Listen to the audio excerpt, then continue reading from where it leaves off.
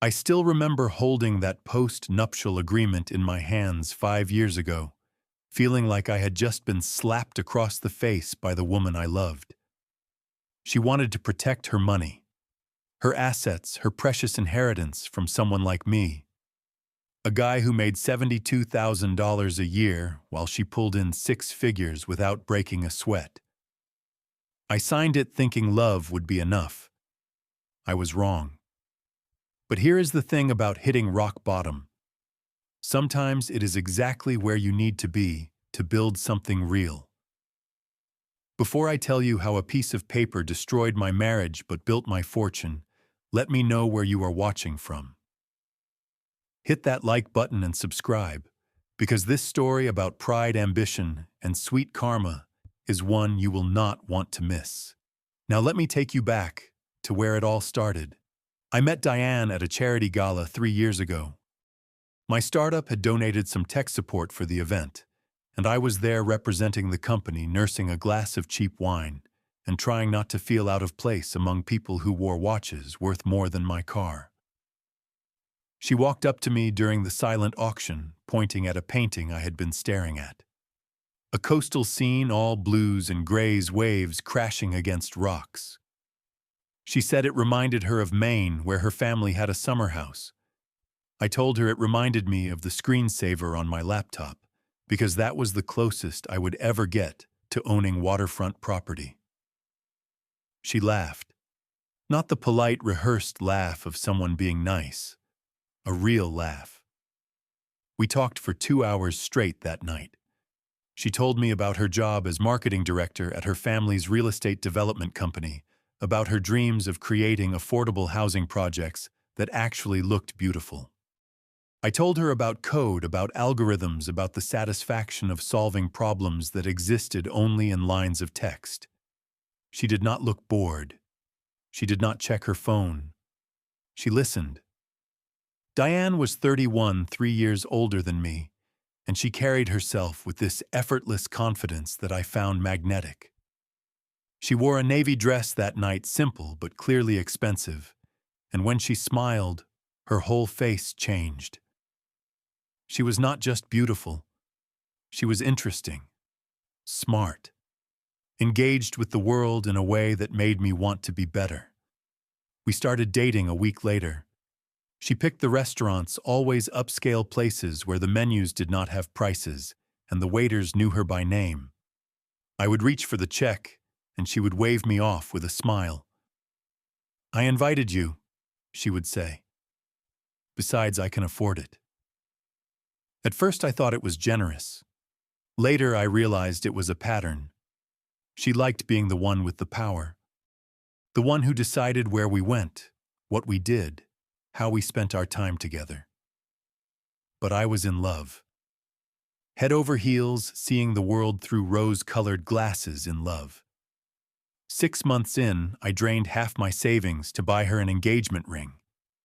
Nothing crazy, just a simple diamond on a gold band that cost me 4 months of careful budgeting.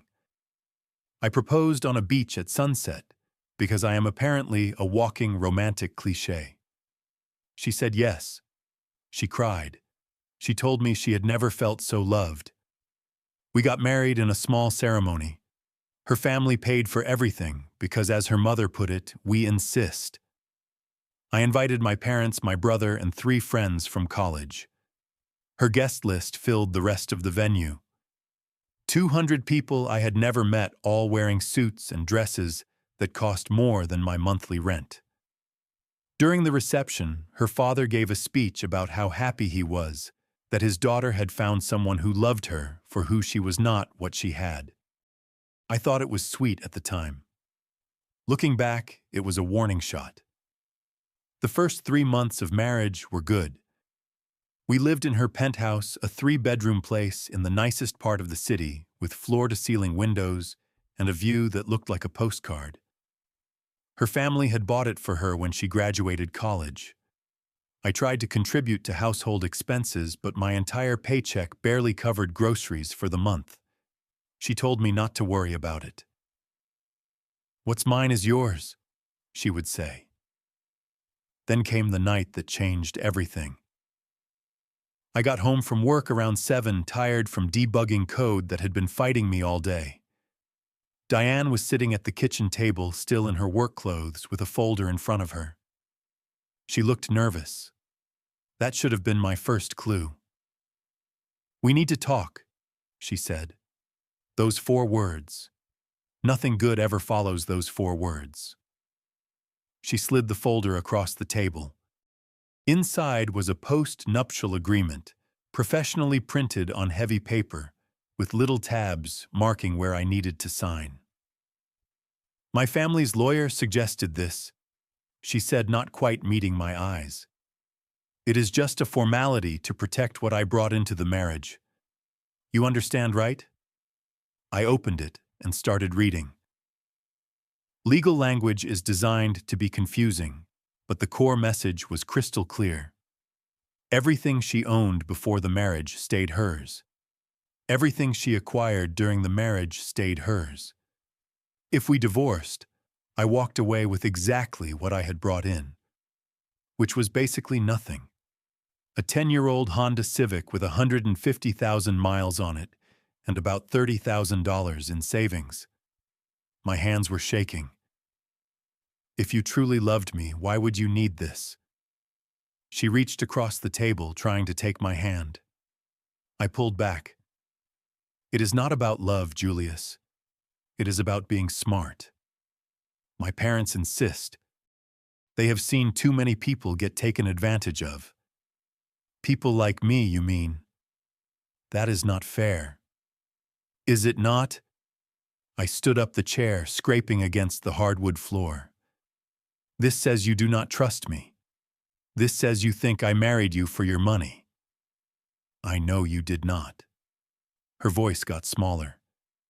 "But my family built this wealth over generations. They just want to protect it. From their daughter's husband." She did not have an answer for that. I spent 3 days thinking about it. 3 days of barely sleeping, of playing out scenarios in my head. If I refused to sign, what happened? Did she leave me? Did her family pressure her until she did? And if I signed, what did that mean for us? How do you build a life with someone who has already planned for its ending? In the end, I signed. Not because I agreed with it, not because I thought it was fair, but because I loved her and I could not imagine my life without her. I told myself it was just a piece of paper, that our marriage was stronger than any contract, that love was what mattered. I was such a fool. The change was not immediate. It was subtle at first. Little comments here and there that I tried to brush off. When I suggested we buy new furniture for the living room, she said, "This is my house. I will decide what goes in it." When I wanted to hang some artwork my mother had given us, she vetoed it. It does not fit the aesthetic. Her aesthetic. Her house. Her decisions. Dinner with her family became a monthly ritual I learned to dread. Her parents, her older brother, and his wife would gather at some expensive restaurant, and the conversation always turned to business. Real estate markets, development opportunities, investment strategies. They would ask me polite questions about my job, the kind of questions you ask to be nice, not because you care about the answer. Then they would go back to their world, a world where millions of dollars moved based on handshake deals and family connections. Her mother cornered me once after dinner, while everyone was saying goodbye. "We are so glad Diane had the sense to protect herself," she said, patting my arm like I was a child. "You understand, it is nothing personal. We have to think long-term." I smiled and nodded, because what else could I do? But inside I felt about 2 inches tall. At home, the dynamic shifted. Arguments that used to be discussions became lectures. If I disagreed with Diane about anything, she would pull out the trump card. "I make 3 times what you make. Maybe you should listen to me."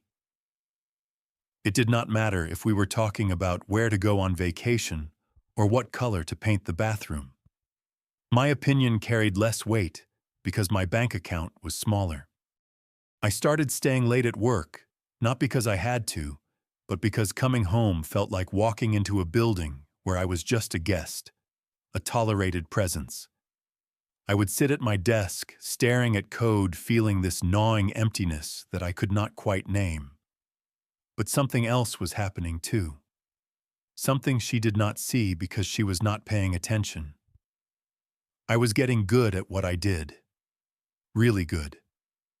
Projects that used to take me weeks I could knock out in days. I started taking on freelance work at night, small projects for local businesses who needed inventory systems or customer databases. $500 here, $1,000 there. I would deposit the checks into my personal account, the one I had kept separate, and watch the balance slowly grow. Diane noticed I was working a lot. She did not notice I was building something. To her, I was just the husband who sat in the spare room typing away while she watched television or went out with her friends. She stopped asking what I was working on. I stopped telling her. I also started learning. Every book I could find on software as a service, on building scalable platforms, on turning code into a business. During my lunch breaks, I would sit in my car and listen to podcasts about startups, about entrepreneurs who had built something from nothing. I was not trying to spite her. I was trying to save myself, to prove that I was worth something even if she could not see it. 2 years into our marriage, I came home to find her sitting in the living room with a glass of wine and an expression I had never seen before. Cold, decided. "We need to talk," she said. Again with those words. "I want a divorce." The room tilted. "What?" "We have grown apart, Julius. We want different things. I need someone at my level." At her level. There it was. The truth she had been dancing around for 2 years. I was not good enough. I never had been. The Post-Nup was not about protecting her assets. It was about protecting herself from being stuck with me. I found out later from a mutual friend who felt guilty enough to tell me that she had met someone. A commercial developer, someone who played golf with her father and drove a car that cost more than I made in 3 years. They had met at a conference 6 months earlier. She had been planning her exit ever since. The divorce was quick. The Post-Nup made sure of that. Her lawyer drew up the papers. My lawyer, who I paid $200 an hour I could barely afford, looked at the agreement and shook his head. "You signed this, I was in love. Love is expensive." I moved out of the penthouse into a studio apartment that smelled like old carpet and had a bathroom where the toilet ran constantly. 450 square feet for $900 a month, which took a huge bite out of my paycheck. I brought my clothes, my laptop, and a mattress I bought off Craigslist. That was it. That was what I had to show for 2 years of marriage. Diane kept everything. The penthouse. The furniture we had picked out together, even though she had picked most of it. The artwork, the dishes, the life we had built. I kept my car, my growing savings account that had reached $35,000 from freelancing, and my dignity, which felt pretty fragile at that point. I remember standing in that studio apartment on my first night, looking at the 4 walls that barely contained a bed and a desk. The ceiling had a water stain shaped like a map of Ohio. The neighbors upstairs walked around at 2 in the morning wearing what sounded like concrete shoes. I had a box of instant ramen in the cupboard and a profound sense that my life had gone completely off the rails. But I also remember thinking with absolute clarity that I would never let anyone make me feel this small again. I threw myself into work like a drowning man grabbing a life preserver. My day job kept the lights on and bought groceries, but every spare moment went into something else. An idea that had been forming in my head for months, ever since I had done a freelance project for a small retail shop owner who was tracking inventory on literal paper spreadsheets. Small businesses needed inventory management software. Real software, not clunky systems designed for big corporations that cost thousands of dollars a month. Something simple, cloud-based, affordable. I could build that. I started coding the first version of InventoryFlow at 8 o'clock every night and would not stop until my eyes burned and the sun started coming up. 5 hours of sleep became my new normal. My diet consisted of coffee, energy drinks, and whatever was cheapest at the grocery store. I lost 15 pounds in 2 months, not from trying, but from forgetting to eat. The first version was rough, buggy. It crashed if you looked at it wrong. But it worked. I convinced 3 small businesses to try it for free, just to give me feedback. They found about 1,000 problems I had not even thought of. I fixed them all one by one, night after night. A year after my divorce, I launched the beta version of InventoryFlow. 20 small businesses signed up that first month, paying $49 each. That is less than $1,000 minus server costs and payment processing fees. Barely worth mentioning. But it was mine. I had built it, and people were paying for it. I kept my day job because I needed the steady income, but I started telling people about my side project. One of my co-workers knew someone who ran a small regional chain of outdoor supply stores. 8 locations across 3 states. They were using 3 different systems that did not talk to each other and spending hours every week manually reconciling inventory. I met with their operations manager in a coffee shop, my laptop covered in stickers to hide the scratches, showing him a demo while my hands shook from too much caffeine and too little confidence. He watched quietly, asked a few questions, then said how much. We negotiated for 2 weeks. They wanted features I had not built yet. I stayed up for 3 nights straight coding them. We settled on a $200,000 annual contract. $200,000. For something I had built alone in a studio apartment that smelled like mildew while eating ramen and pretending my life had a plan. I quit my day job the next week. That was 2 years ago. Since then, it has been a blur of hiring people, raising money, scaling systems, and trying not to screw it up. A venture capital firm heard about us and offered $5 million for 20% of the company. I took it. We hired real developers, real salespeople, real everything.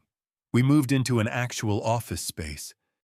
By year 3, we had 120 customers and were making $1.2 million in revenue.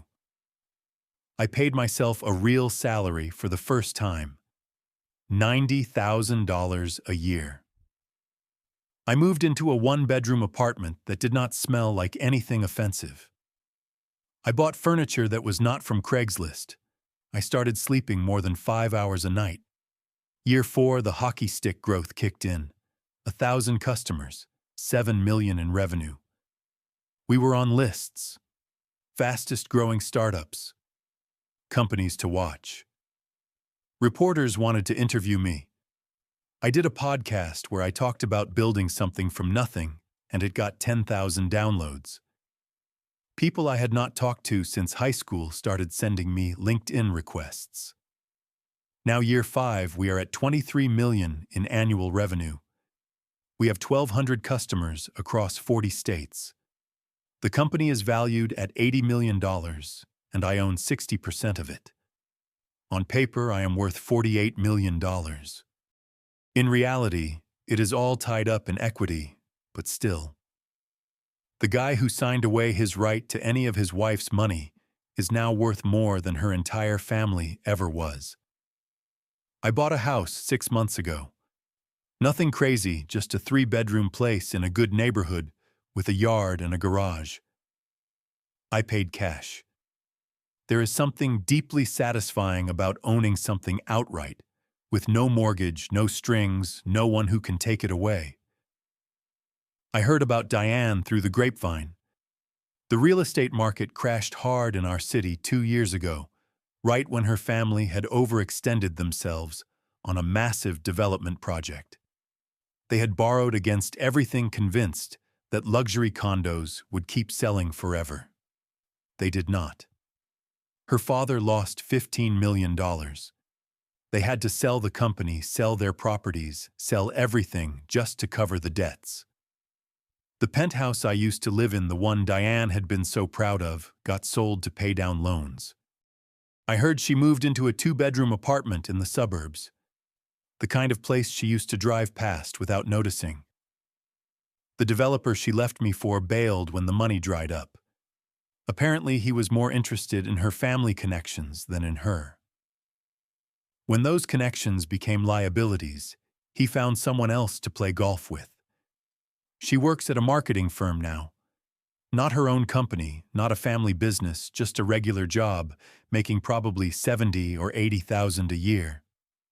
Which is fine, it is a good living, but it is not the life she had planned. It is not the level she thought she deserved. I did not feel happy when I heard all this. I did not feel vindicated or smug or any of the things I thought I might feel. I just felt tired. Tired of carrying around the hurt she had caused. Tired of the anger that flared up every time I thought about that post-nup. Tired of giving her any space in my head at all. Then she started reaching out. First it was an email. Subject line: I owe you an apology. I deleted it without reading past the first line. Then texts: Can we talk? I made a mistake. I miss what we had. I blocked her number. She showed up at my office once. My assistant told her I was in a meeting. I was not. I was sitting at my desk, staring at my computer, trying to decide if I wanted to see her. I decided I did not. Finally, she showed up at my house. It was a Saturday morning. I was drinking coffee on my back porch, reading the news on my tablet, enjoying the fact that I had absolutely nothing I needed to do. The doorbell rang. I almost did not answer it. But something made me get up, walk through my house, and open the door. She looked different. Older, though it had only been 5 years. More tired. She was wearing jeans and a sweater, casual in a way I never remembered her being. Her hair was pulled back in a ponytail. No makeup that I could see. She looked like a regular person, not the polished executive I had married. Hi, Julius, she said. Diane. Can we talk? I should have said no. Should have closed the door, gone back to my coffee, let her stand there with whatever she came to say. But I was curious, so I stepped aside and let her in. She looked around my living room, taking in the furniture I had chosen, the artwork I had picked out, the life I had built without her. Your place is nice, she said. Thank you. I heard about your company, InventoryFlow. That is amazing, Julius. I always knew you were smart. Did you? She flinched. I deserved that. We sat down in my living room across from each other like strangers negotiating a deal. She folded her hands in her lap, looked down at them, then back up at me. I made a terrible mistake, she said. I was young and foolish. My family pressured me, and I let them. I let them convince me that money was what mattered, that I needed to protect myself, that you were not enough. I was not enough. No. She shook her head hard. You were more than enough. I was too blind to see it. I threw away something real for something that looked impressive on paper. What we had was not real, Diane. Real marriages do not start with post-nups. Real partners do not make you feel like a charity case. I know. Her voice cracked. I know I hurt you. I know I made you feel small. And I am so sorry. I waited. There had to be more. People do not show up after 5 years just to apologize. I was hoping, she said slowly, that maybe we could start over. Not jump back into anything, just talk. Get to know each other again. See if there is anything left worth saving. And there it was. She was not here because she missed me. She was here because I had become exactly what she wanted 5 years ago. Someone at her level, or more accurately, someone above it. She needed a life preserver, and I happened to be floating by. I stood up. I think you should go. Julius, please. You wanted to protect your money from me. You got lawyers involved before we even had a problem. You made me sign away any claim to your life because you thought I was not trustworthy. And now that you have nothing, and I have something, you want to rewrite history. She stood, 2 tears starting to roll down her face. I still love you. No. I shook my head. You loved my potential to serve your needs. You never loved me. You loved the idea of someone who adored you, who made you feel generous and magnanimous. But you never saw me as an equal. And now that the tables have turned, you think I will do the same thing to you that you did to me. I would not blame you if you did. I am not going to do anything to you, Diane. I am not going to gloat or take revenge or rub your face in how things turned out. I am just going to ask you to leave and not come back. After she left, I sat on my porch for a long time watching the sun move across my yard, thinking about the last 5 years. The divorce nearly destroyed me. Those first few months in that terrible studio apartment living on ramen and spite, I was not sure I would make it. Some mornings I would wake up and spend 30 minutes just lying there staring at the ceiling, trying to find a reason to get out of bed. My college roommate Paul pulled me out of it. He started showing up every Saturday morning with coffee and breakfast sandwiches, forcing me to shower and leave the apartment. We would walk around the city, not talking about anything important, just being present. He introduced me to his gym, and I started going 3 times a week because it gave me something to do besides work and sleep. My parents called every Sunday. They did not have much to offer beyond love and encouragement, but sometimes that was enough. My mom would tell me about their week, about the garden she was planting, about my brother's kids. Normal life stuff that reminded me the world was bigger than my failures. Work saved me, but so did learning to be alone without being lonely. Learning to cook real food instead of microwaving sodium. Learning to sit with my thoughts instead of drowning them in distractions. Learning that my worth was not tied to someone else's opinion of me. I went on a few dates over the years. Nothing serious. A couple of second dates, one relationship that lasted 3 months before we both admitted we were not feeling it. I was not in a hurry. For the first time in my life, I was content being by myself. The money changed things, but not in the way you might think. I did not buy a sports car or a boat or any of the stupid stuff people buy when they get rich quick. I paid off my student loans. I set up college funds for my nieces and nephews. I donated to causes I cared about. I slept better at night, knowing I had a cushion, that an emergency would not wipe me out, that I had options. But the real change was internal. That Post-Nup Diane made me sign the one that said I was worth nothing. It taught me the most important lesson of my life. I could not rely on anyone to validate me. I had to validate myself. I had to believe in my own worth, my own abilities, my own vision, regardless of what anyone else thought. She wanted to protect her money from me. Instead, she freed me to build my own. I do not hate her anymore. Hate takes energy, and she does not deserve any more of my energy. I do not think about her most days. When I do, it is with a kind of detached curiosity, like reading about someone else's life in a magazine. Do I think about what might have happened if things had gone differently? If she had never asked for that Post-Nup, if her family had welcomed me, if she had seen me as a partner instead of a project? Would I have built InventoryFlow, or would I still be working a regular job living in her penthouse, swallowing my pride every time her family gathered? Maybe I needed that humiliation to find my strength. Maybe being broken down was the only way I could build myself back up into something stronger. Maybe the worst thing that ever happened to me was actually the best thing. I will never know, and I have made peace with that. Last month, I hired a woman named Alexis to run our sales division. She is brilliant, aggressive in the best way, and does not take nonsense from anyone. During her third week, she asked if I was seeing anyone. I told her no. She said her sister was single and would probably like me. I said maybe. We are getting coffee next week.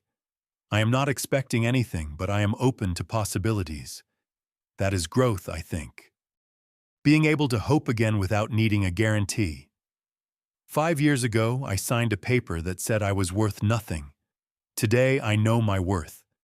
Not because of my bank account or my company valuation or the house I own outright, but because I built something from nothing. Because I survived being broken and came out whole. Because I learned to love myself before asking anyone else to love me. That is priceless. If you are going through something similar, if someone has made you feel small or worthless or not enough, remember this. Your value is not determined by how others treat you. It is determined by how you treat yourself. Do not wait for permission to believe in your worth. Do not let someone else's opinion become your reality. And sometimes the person who breaks your heart is actually setting you free. Now I want to hear from you. Have you ever had someone underestimate you only to prove them wrong later? Drop your story in the comments below. And if this resonated with you, hit that like button and share it with someone who needs to hear it today. Subscribe if you have not already, because I have more stories about resilience, growth, and turning pain into power. Thank you for listening to my story. I hope it reminds you that your best chapter might be the one you write after everything falls apart. Take care of yourselves out there. You are worth more than you know.